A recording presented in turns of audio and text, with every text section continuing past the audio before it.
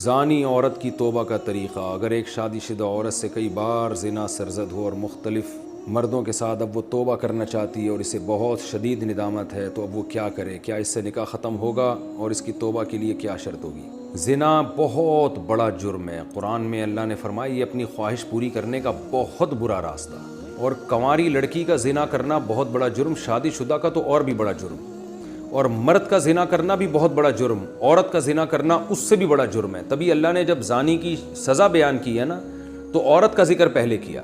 قرآن ہر چیز میں مرد کو پہلے ذکر کرتا ہے، عورت کا بعد میں۔ چور کا ہاتھ کاٹنے کی باری آئی تو اللہ نے فرمایا چور مرد کا بھی ہاتھ کاٹو اور چور عورت کا بھی ہاتھ کاٹو۔ یہاں مرد کا ذکر پہلے، عورت کا بعد میں۔ لیکن زنا کی جہاں بات آئی، اللہ نے فرمایا زانیۃ والزانی فاجلدوا کل واحد منہما مئۃ جلدہ۔ زنا کرنے والی عورت کو بھی 100 کوڑے مارو اور مرد کو بھی۔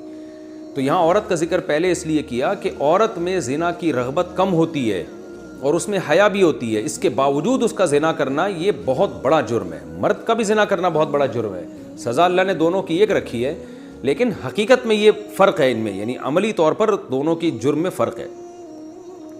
اب سزا اللہ نے ایک کیوں رکھی ہے؟ اللہ کی حکمتیں اللہ بہتر جانتا ہے۔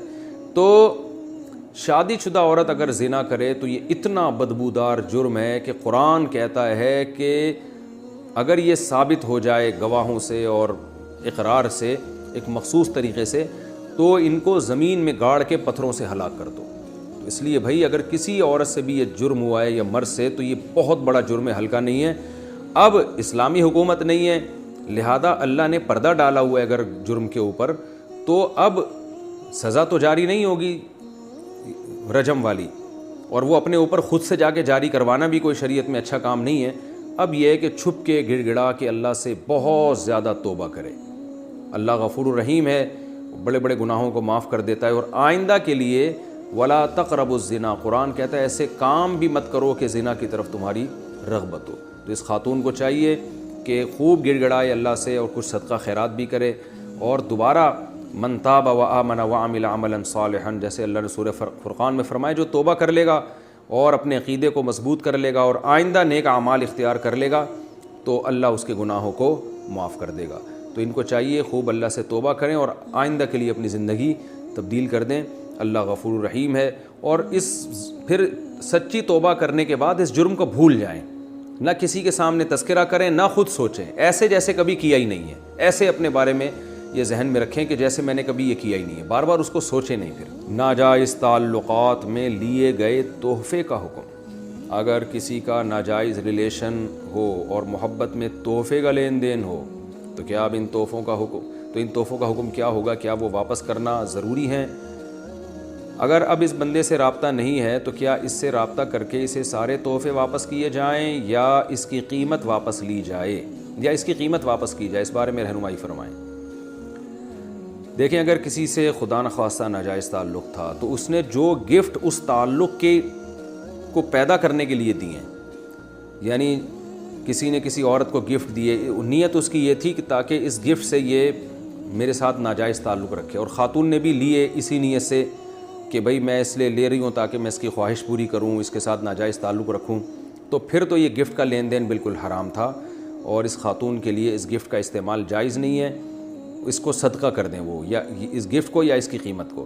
لیکن اگر ایسا نہیں تھا، گفٹ کی بیس یہ نہیں تھی کہ یہ تعلق برقرار رہے، تو ناجائز تعلق تو برا ہے، لیکن گفٹ اس بیس پہ نہیں دیا گیا تھا، تو پھر اس گفٹ کا جو لینا ہے وہ گفٹ حرام نہیں ہوگا۔ ہاں یہ ضرور کہیں گے ناپسندیدہ ہے، نامناسب ہے، بہتر تو یہی ہے کہ اس کو بھی گفٹ یعنی اس کو بھی صدقہ کر دیا جائے، لیکن اس کا صدقہ کرنا پھر لازم نہیں ہے۔ البتہ یہ کوئی پاکیزہ اور حلال طیب میں شامل نہیں ہے یہ چیز، کیونکہ نامحرم مرد اور عورت کا کوئی اس طرح کا لین دین جبکہ ان کی نیتیں بھی ٹھیک نہ ہو، یہ بہرحال مکروہ اور ناپسندیدہ ہے، لیکن اس کو حرام نہیں کہیں گے اس صورت میں۔